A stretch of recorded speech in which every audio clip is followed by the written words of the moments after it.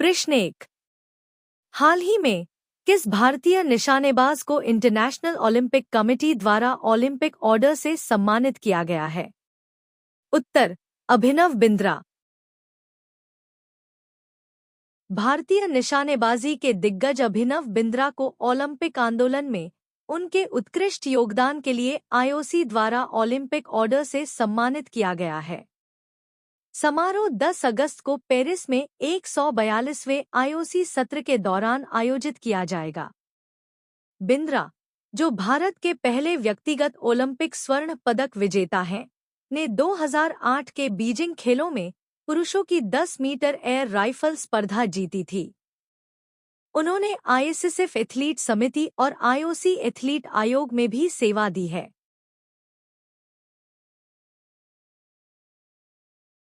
प्रश्न 2।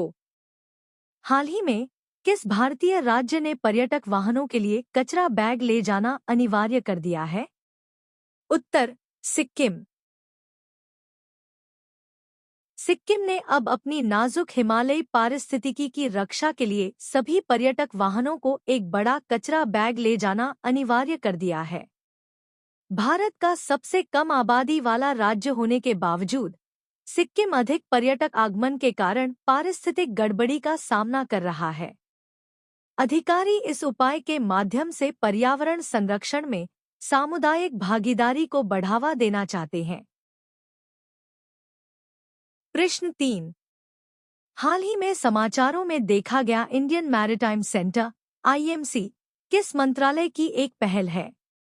उत्तर: पत्तन, पोत परिवहन और जलमार्ग मंत्रालय बटा ministry of ports, shipping and waterways.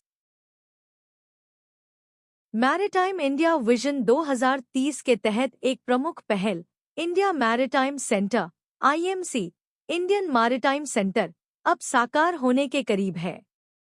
पत्तन, पोत परिवहन और जलमार्ग मंत्रालय के नेतृत्व में आईएमसी का उद्देश्य भारतीय समुद्री उद्योग को एकजुट करना और नीति एवं उद्योग संबंधी सिफारिशें प्रदान करना है।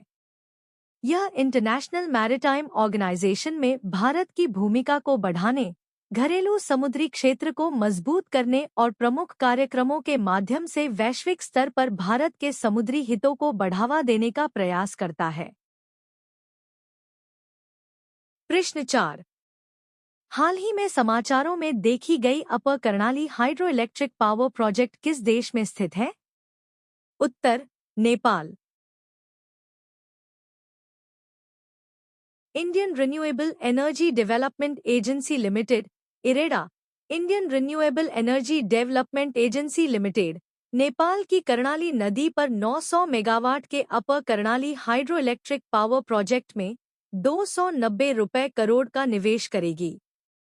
यह रनफद-रिवर परियोजना 25 वर्षों तक नेपाल, भारत और बांग्लादेश को बिजली की आपूर्ति करेगी। 2008 में जीएमआर अपर कर्णाली हाइड्रो पावर लिमिटेड को दी गई यह परियोजना सालाना 3,466 मिलियन यूनिट बिजली उत्पन्न करेगी, जिससे 2 मिलियन टन ग्रीनहाउस गैस उत्सर्जन कम होगा। प्रश्न 5। हाल ही में किस देश के वैज्ञानिकों ने जीवित त्वचा वाला एक रोबोट चेहरा विकसित किया है? उत्तर: जापान। जुलाई 2024 में टोक्यो विश्वविद्यालय, जापान के मिंघाओनी ने मानव त्वचा ऊतक से ढके एक रोबोट चेहरे का प्रदर्शन किया।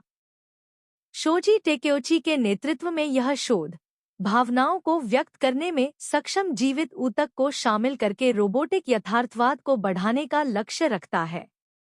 यह प्रगति रोबोटों को चेहरे के भाव बनाने की अनुमति देती है, जैविक सामग्री को रोबोटिक्स के साथ जोड़कर अधिक मानव जैसी मशीनें बनाने का मार्ग प्रशस्त करती है।